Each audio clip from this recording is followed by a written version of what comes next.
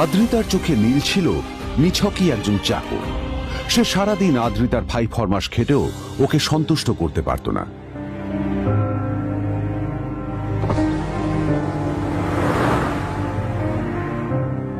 এত কিছুর পরেও কেন একজন ধনী বাবা তার মেয়েকে গরিব ছেলের সাথে বিয়ে দিলেন?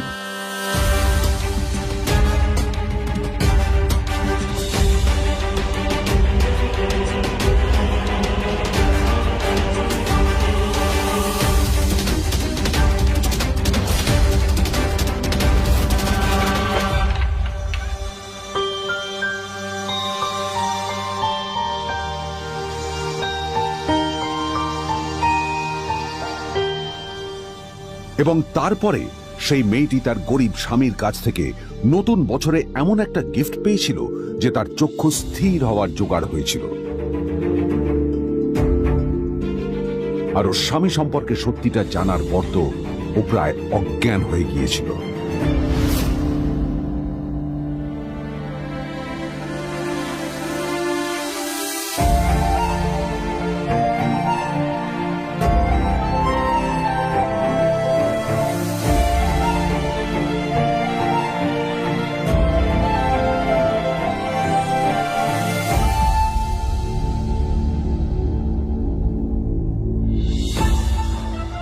আমার বাবা সবচেয়ে বড় ভুল করেছে তোমার মতো একটা গরিব ছেলের সাথে আমার বিয়ে দিয়ে।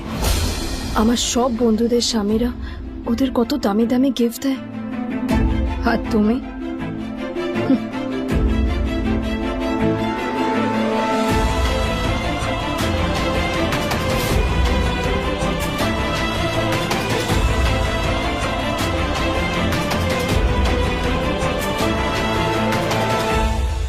আদ্রিতা তার বাবার কথায় নীলকে বিয়ে তো করেছিল, কিন্তু ও শর্ত দিয়েছিল যেন বাড়ির বাইরের কেউ না জানতে পারে যে নীল ওর স্বামী। নীল ওই বাড়িতে ঘর জামাইয়ের মতো থাকলেও ও যেন ওখানে একজন চাকর ছিল। সবাই ওকে অপমান করত। ওই বাড়িতে না ও ঠিক মতো খাবার পেত, আর না ওর কোনো আলাদা ঘর ছিল। কখনো কার্পেটের উপর ঘুমোতো, তো কখনো আবার পোষা কুকুরের ঘরের পাশে নীলকে ঘুমোতে হতো।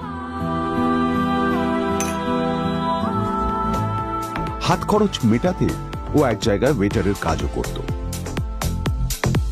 আদ্রিতা তার বন্ধুদের বলেছিল যে আদ্রিতা বিদেশে বিয়ে করেছে আর তার স্বামী লন্ডনের একজন খুব বড় বিজনেসম্যান। কিন্তু যখন আদ্রিতার বন্ধুরা ওকে ওদের স্বামীদের দেওয়া দামি দামি গিফটগুলো দেখাতো, তখন লজ্জায় ওর ভিতরটা পুড়ে ছাই হয়ে যেত।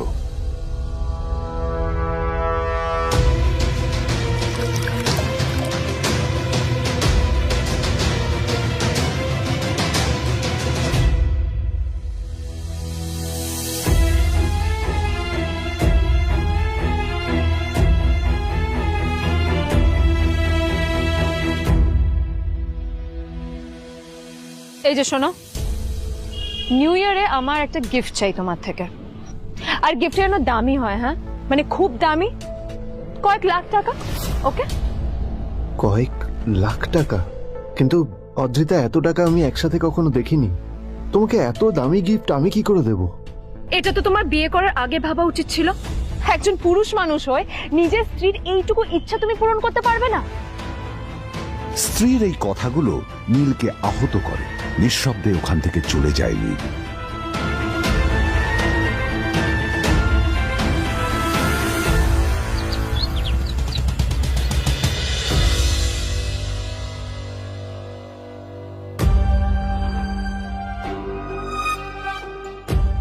দুদিন পর নিউ ইয়ার পার্টির আগে নীল আদ্রিতার কাছে এসে একটা গিফট ব্যাগ দেয়।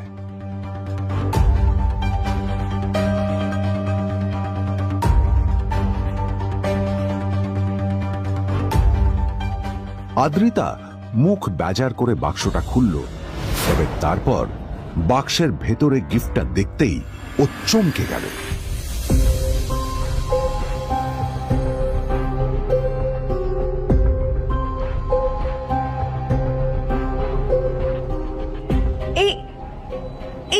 ফোনটা মানে এটা তো একটা স্পেশাল এডিশন, এটার দাম তো 3 কোটি টাকা। তুমি এটা পেলে কোথা থেকে?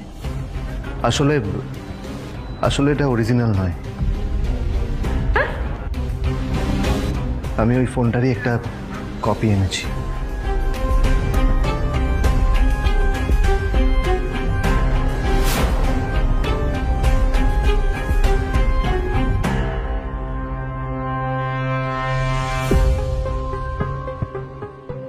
কিন্তু আদ্রিতার নীলের কথা একটু সন্দেহ হয়, কারণ ফোনটা দেখে একেবারেই আসল বলেই মনে হচ্ছিল। পরের দিনই আদ্রিতা ওই কোম্পানির শোরুমে গেল। এই ফোনটা একটু দেখুন না প্লিজ। ওয়াও, আচ্ছা ম্যাম, আপনি কি মিস্টার রয় চৌধুরীর বন্ধু? কে মিস্টার রয় চৌধুরী? ও, আপনি কি ওই রয় চৌধুরী গ্রুপ অফ ইন্ডাস্ট্রিজের মালিকের কথা বলছেন? হ্যাঁ। না না, আমি ওনাকে চিনি না। আমি কেন, আমার মনে হয় কেউই ওনাকে চেনে না। বড় বড় মানুষেরাই ওনা দেখা পান না।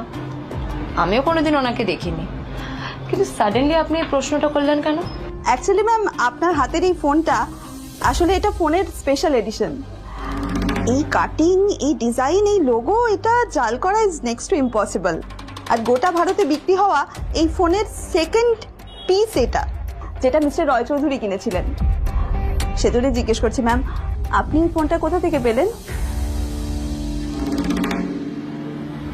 তবে কি নীলই মিস্টার রয় চৌধুরী, নাকি নীল এই ফোনটা চুরি করেছে? বেকার নীলের কাছে কোটি টাকার ফোন কোথা থেকে এলো? নীলের সত্যিটা তাহলে কি? আর ও যদি সত্যি বড় লোক হয়ে থাকে, তবে ও নিজের শ্বশুর বাড়িতে খরচামাই হয়েই বা থাকে কেন? আদ্রিতা এসব কথাই মনে মনে ভাবছিল। তবে আদ্রিতার বিশ্বাস ছিল যে কোনো না কোনো মতলব করেই নীল এই ফোনটা আদ্রিতার জন্য নিয়ে এসেছিল। কিছুদিন পর আদ্রিতা সেই ফোনটার কথা ভুলে গেল। নীল সকাল সকাল ঘুরতে বেরিয়েছে বাইরে।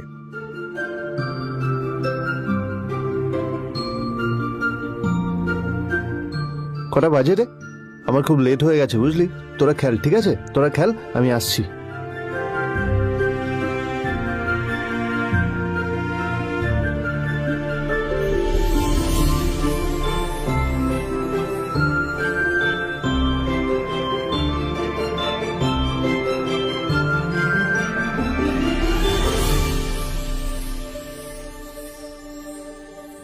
নীল, জল পড়ছে না কেন? দেখো না।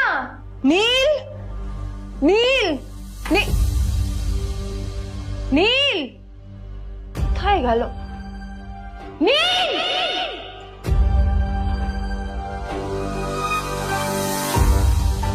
নীল! নীলকে ডাকছে কেন বলতো? ওইদিকে বাড়িতে আদ্রিতা আর চিত্রা আশ্চর্য হয়ে গেল যে নীল হঠাৎ কোথায় উধাও হয়ে গেল। মা, তোমাকে কিছু বলে গেছে নীল? হ্যাঁ, কোথায় গেছে ও?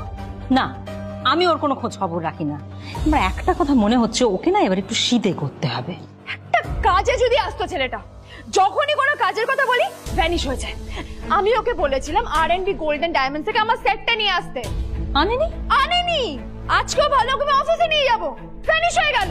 কোথায় গেল কে জানে। আমার ভাগ্যেই জুটেছে এরকম একটা ছেলে। দিদি, তুমি কেন বিয়েটা দিয়েছিলে আমাকে? এটা আবার কি বলছিস? আমার কি দোষ? দেখ, ওই অসভ্য ছেলেটার সাথে বিয়ে দিতে চাইনি। যা করেছে তোর বাবা করেছে, এটা আমার কোনো দোষ। তখনই হঠাৎ নীল সেখানে এসে উপস্থিত হলো, কিন্তু ও দুজনকে উপেক্ষা করে ভিতরে চলে যাওয়াই শ্রেয় মনে করল। এই যে লাট সাহেব ফিরলেন রাজকার্য করে। এদিকে এসো, তোমার ফাঁকিবাজির আলোচনাই এখানে চলছে। মা প্লিজ থাক, মা থাক, ভাল লাগছে না। এমনিতেই অফিসের জন্য আমার লেট হয়ে যাচ্ছে, আর বিজন আমার ওয়েটও করছে।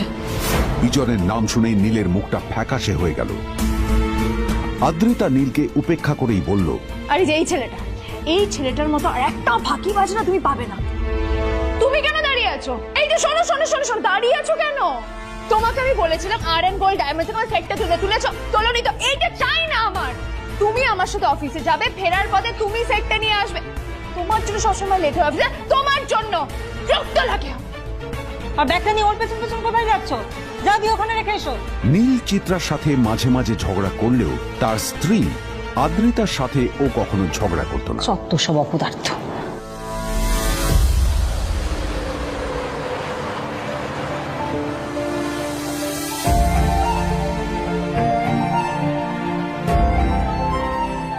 কিছুক্ষণের মধ্যেই তারা আদ্রিতার অফিসে পৌঁছে গেল। আদ্রিতা গাড়ি থেকে নামতে নামতে দেখলো যে তার কাছে অনেকগুলো ফাইল আছে। নীলের দিকে তাকিয়ে ওকেই ফাইলগুলো নিয়ে ভেতরে আসতে বলল। চলো, হা করে দাঁড়িয়ে আছো কেন? ফাইলগুলো নিয়ে ভেতরে এসো।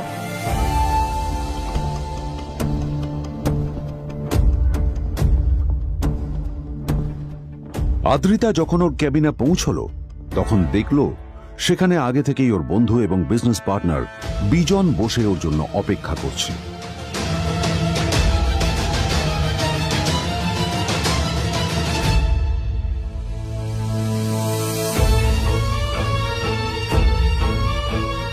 কোথায় ছিলে বলো? আমি 1 ঘন্টা ধরে তোমার জন্য এখানে ওয়েট করছি। এই লোকটার কি কোনো কাজকর্ম নেই? 1 ঘন্টা ধরে বসে আমার স্ত্রী আদ্রিতার জন্য অপেক্ষা করছে। সরি বিজন, আমি খুবই দুঃখিত যে বাড়ির কিছু লোকের জন্য না আমার সবসময় লেট হয়ে যায়।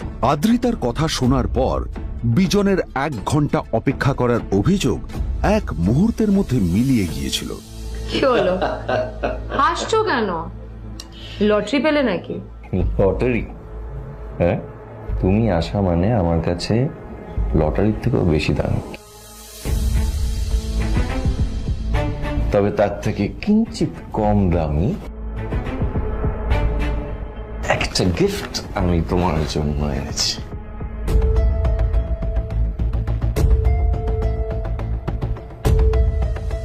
This is a rare diamond necklace for you.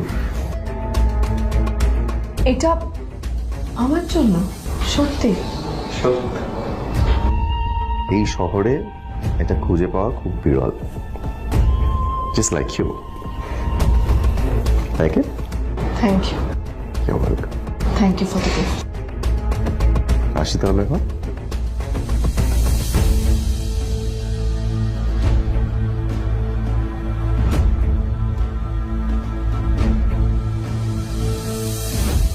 Adrita, আমি আজ পর্যন্ত তোমাকে কোনো রকম উপদেশ দিইনি, কিন্তু আজ আমি তোমাকে বলতে বাধ্য হচ্ছি। এই যে এই লোকটা তোমাকে শুধুমাত্র ইমপ্রেস করার জন্য একটা নকল সস্তার হীরের গয়না দিয়ে গেছে। এরকম একটা লোকের সাথে তোমার মেশা উচিত না। ভবিষ্যতে কিন্তু তুমি বিপদে পড়বে। আদ্রিতা, আমি তোমাকে কথা দিচ্ছি, আমি তোমার জন্য আসল রেয়ার একটা হীরের গয়না এনে দেবো, এর চেয়েও দামি, এর চেয়ে অনেক অনেক বেশি দামি। তার জন্য আমাকে যাই করতে হোক না কেন, আমি তোমাকে একদিন ঠিক এনে দেবো, ঠিক এনে দেবো তোমাকে। তাদের বিয়ে হয়েছে 2.5 বছর। এর মধ্যে প্রথমবার তার মনে হলো নীল তার জন্য লড়াই করছে। নীলের এই রূপটা দেখে আদ্রিতা চমকে গেল। আজ প্রথমবারের মতো আদ্রিতার মনে প্রশ্ন এলো, নীলকে নিজের থেকে দূরে সরিয়ে রেখে আমি কি কোনো ভুল করছি? না না, এটা আমি কি ভাবছি? বিজন আমার বিজনেস পার্টনার, ও আমাদের মেইন ইনভেস্টর। নীলের এই অ্যাকশনের কারণে বিজন আমার কোম্পানি থেকে ব্যাক আউট করে গেলে কি হবে? না না না না না, নীলের জন্য আমি আমার এত বছরের পরিশ্রমকে জলে দিতে পারি না। আমার নীলকে নয়, আমার বিজনকে প্রয়োজন। এইসব ভাবতে ভাবতে আদ্রিতার নীলের ওপর রাগ হতে শুরু করে। আদ্রিতার রাগ তখন চরমে উঠে যায়। আজ প্রথমবার নীল আদ্রিতার সাথে খারাপ ব্যবহার করেছে। How dare you! তোমার এত বড় সাহস! হ্যাঁ, তোমাকে কে অধিকার দেয় বলো তো যে তুমি আমারই অফিসে দাঁড়িয়ে আমাকেই এতগুলো উল্টোপাল্টা কথা তুমি শোনালে? তোমাকে এখানে আনাই আমার ভুল হয়েছে, সবচেয়ে বড় ভুল হয়েছে। এবার চুপচাপ এখান থেকে বেরিয়ে যাও, right now. Get out! Neel আদ্রিতার এই কথার কোনো উত্তর দিল না। নীল জানতো যে ও যতই কথা বাড়াবে আদ্রিতা ততই বেশি রেগে যাবে। আদ্রিতা যেন তেন ভাবে নিজের রাগ চেপে ব্যাপারটা ওখানেই শেষ করার চেষ্টা করলো, কিন্তু ও তো জানতো না যে ব্যাপারটা তখন সবে শুরু হয়েছে। কি হলো, শুনতে পাচ্ছিস না? কালা নাকি? আমারই সামনে দাঁড়িয়ে আমার কেনা গিফট নিয়ে তুই মজা করলি? কত বড় সাহস রে তোর! নিজেকে তো বিক্রি করে দিলে ওরকম একটা ডায়মন্ড নেকলেস তুই কিনতে পারবি না। তোর এই গরিবের পারফিউম, সস্তা শার্ট, পায়ে একটা ফাটা চপ্পল নিয়ে নিজেকে বড় হিরো মনে করছিস? তোর নিজের কত দাম সেটা তোর নিজের জানা উচিত। Zero, big zero. সালা খরচা মাই চল।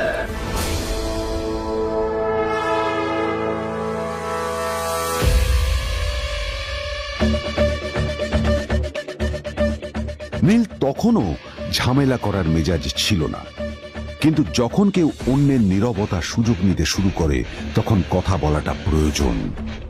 নীল আঙুল তুলে পেছনের দিকে ইশারা করে। প্রথম কথা, ওই যে ওখানে দাঁড়িয়ে আছে, ও আমার স্ত্রী।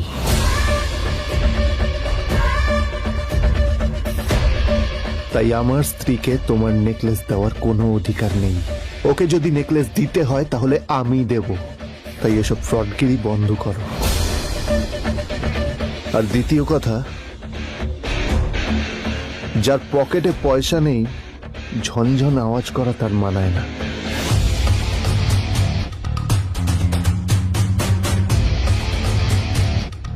নীল বিজনকে তার সোয়াগ দেখিয়ে বেরিয়ে গেল।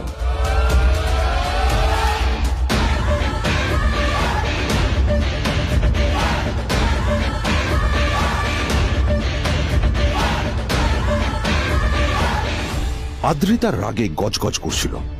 ওর জ্বলন্ত চোখের সামনে শুধু নীলের মুখটা ভেসে উঠছিল। ও যতই নীলের কথা ভাবছিল ততই ওর রাগ বেড়ে যাচ্ছিল। গত কয়েক মাস ধরে আদ্রিতার কোম্পানির অবস্থা একেবারেই ভালো ছিল না। আদ্রিতা তা সামলানোর আপ্রাণ চেষ্টা করছিল। কি যে করবেও সেইটাই বুঝে উঠতে পারছিল না। তারপর বিজনের সাথে ওর দেখা হলো, আর তখনই বিজনের সাথে ওর বন্ধুত্ব হলো। বিজন একটা খুব বড় পরিবারের সদস্য। আজ বিজন শুধুমাত্র আদ্রিতার কোম্পানির একজন বিজনেস পার্টনারই নয়, সাথে বড় ইনভেস্টরও। আর শুধুমাত্র বিজনের কারণেই আদ্রিতার কোম্পানি এখনো চলছে। এই কোম্পানির সমস্ত লস বিজনই বহন করে এবং আদ্রিতারও ওকে তাই খুব প্রয়োজন। বিজনের সাথে বন্ধুত্ব করা আদ্রিতার পক্ষে সহজ কাজ ছিল না। অনেক কাঠখড় পুড়িয়ে আদ্রিতা ওর কাছাকাছি এসেছিল। সবকিছু ঠিকঠাকই চলছিল, সবকিছুই আদ্রিতার প্ল্যান অনুযায়ী হচ্ছিল, কিন্তু নীল আজ এসে সবকিছু নষ্ট করে দিল। জাস্ট কি দরকার ছিল বুঝতে পারছি না। কি দরকার ছিল নীলের বিজনকে এতগুলো কথা শোনানোর? এবার বিজন আমাকে টাকা দেবে কিনা সেটাও জানি না। আমার কোম্পানিতে ইনভেস্ট করতে চাইবে কিনা সেটাও বুঝতে পারছি না। কি করব?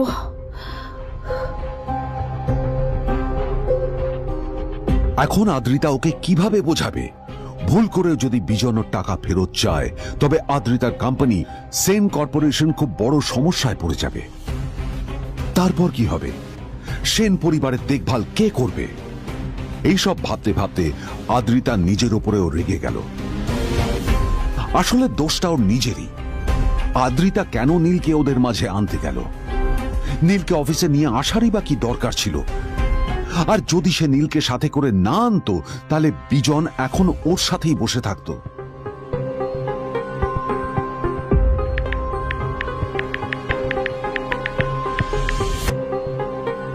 প্যামেলা, আমি মিটিংয়ে বেরোবো, আমার চেঞ্জটা একটু নিয়ে এসো প্লিজ। Thank you. আর অন্যদিকে সেন কর্পোরেশনের অফিস থেকে বেরিয়ে নীলের খুব ফুরফুরে লাগছিল।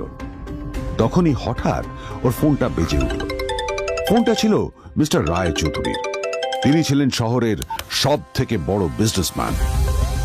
হ্যাঁ মিস্টার রায়চৌধুরী, আমি আপনাকেই ফোন করতে যাচ্ছিলাম। আমি একজন বিশেষ লোকের সাথে তোমার একটা মিটিং ফিক্স করেছি। ওর অ্যাড্রেস আমি তোমাকে টেক্সট করে দিয়েছি।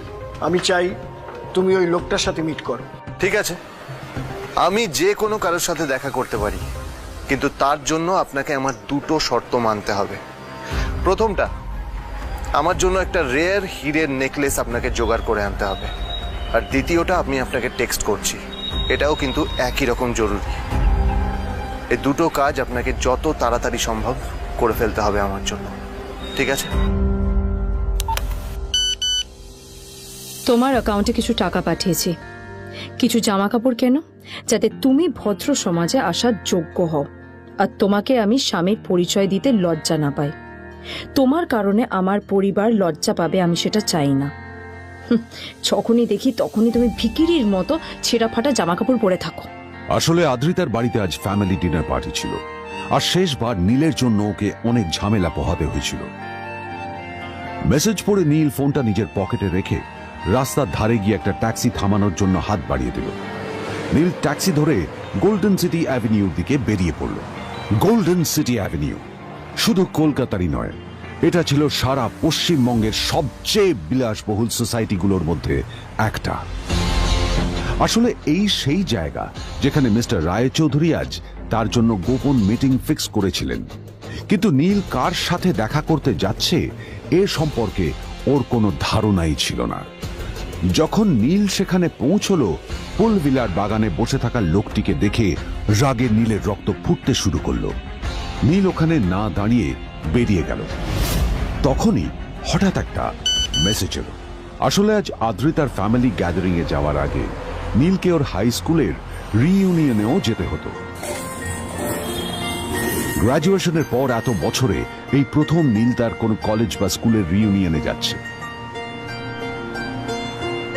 এতগুলো বছরে নীল তার কোনো বন্ধুর সাথেই দেখা করেনি।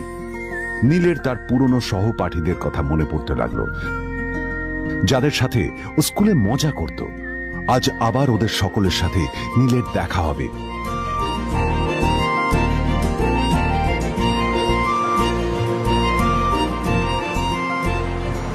আর এই সব কিছু ভেবেই নীল এক্সাইটেড হয়ে যাচ্ছিল।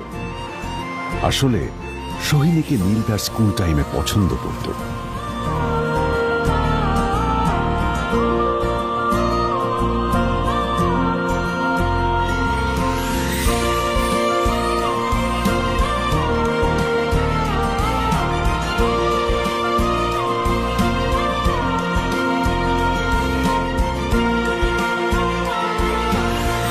অন্যদিকে সেম কর্পোরেশনে ইনভেস্টরদের সঙ্গে আদ্রিতার মিটিং একেবারেই ভালো যায়নি। তাকে দেখে বেশ গম্ভীর মনে হচ্ছিল।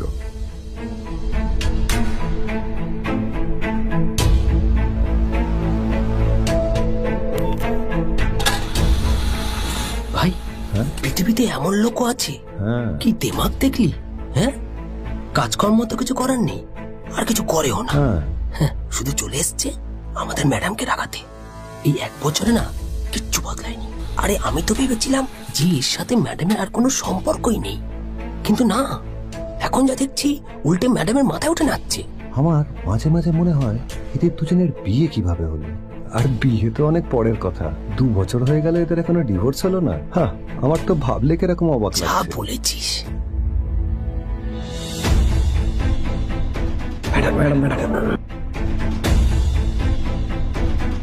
অফিসে চলতে থাকা এইসব কথা শুনে আদ্রিতার আরো রাগ হলো। আদ্রিতা ক্যাবিনে যাওয়ার পরে রাগকে নিয়ন্ত্রণ করা ওর পক্ষে আরো কঠিন হয়ে গেল। ও তখন বুঝতেই পারছিল না যে ওর রাগ কিভাবে নিয়ন্ত্রণ করবে। আদ্রিতা এটাও ভাবছিল যে নীলের জন্য ওকে আর কত অপমানিত হতে হবে। এসব ভাবতে ভাবতেই আদ্রিতার চোখ গেল ওর বাবার ছবিটার দিকে।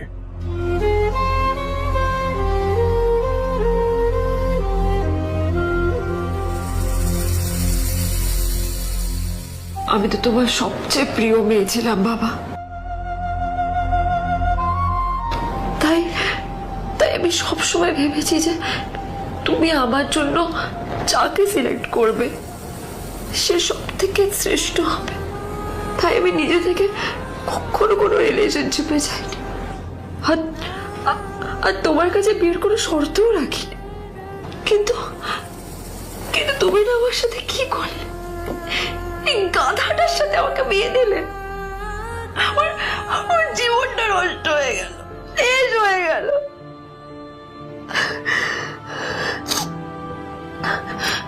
আমি যদি একটু জানতাম যে ও কিছু করে না, ঘর চাপাই হয়ে থাকবে, এইসব কাজকর্ম করে, তাহলে আমি কোনোদিনই বিয়েতে রাজি হতাম না বাবা, কোনোদিন না, কোনোদিন।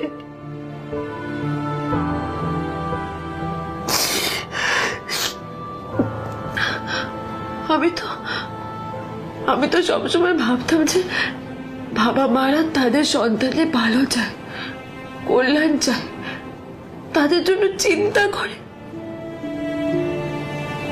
কিন্তু কিন্তু বাবা, তুমি আমার জন্য একটু চিন্তা করোনি। তুমি শুধু তোমার শেষ কর্তব্যটুকু করতে চেয়েছিলে, শেষ ইচ্ছাটুকু রাখতে চেয়েছিলে। ব্যাস, পালন করা হয়ে গেছে, আর আমাদের তুমি ছেড়ে চলে গেলে।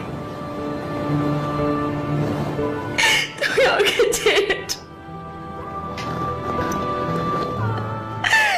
চলে গেলে।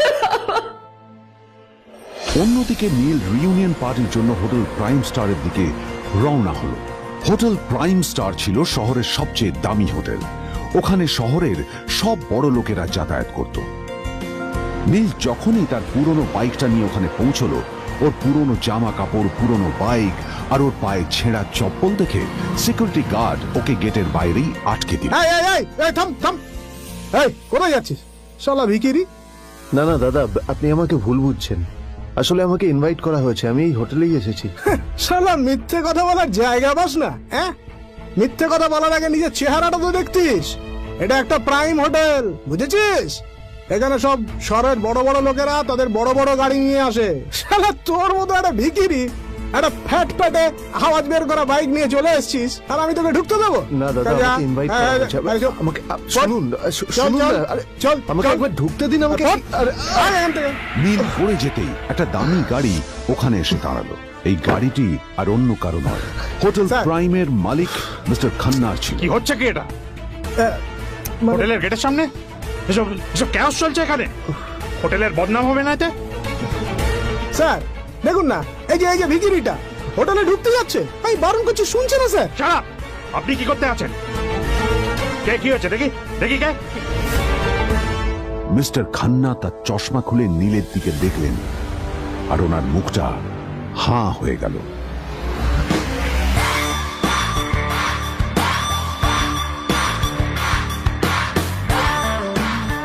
নীল স্যার, আপনি?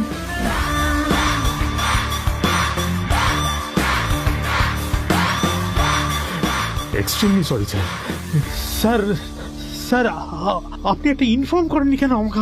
আপনি আসবেন জানলে তো আমি নিজে রিসিভ করতে আসতাম আপনাকে। ছি ছি ছি ছি ছি ছি। ঠিক আছে, আপনি ব্যস্ত হবেন না প্লিজ। জানোইনি কে? নিজের বসকে এভাবে একজন ভিখারিকে হাতে পায়ে ধরতে দেখে গার্ডটিও অবাক হয়ে গেল। আরে sir, sorry sir, extremely sorry, আপনি আমার সঙ্গে আসুন। সরি স্যার, সরি, ভুল হয়ে গেছে স্যার। সালাম স্যার। নীল কি তবে সত্যিই একজন খুব বড়লোক কেউ? জানতে পকেট এফএম এর এই সম্পূর্ণ গল্পটি শুনুন বস, দুনিয়া যার বসে।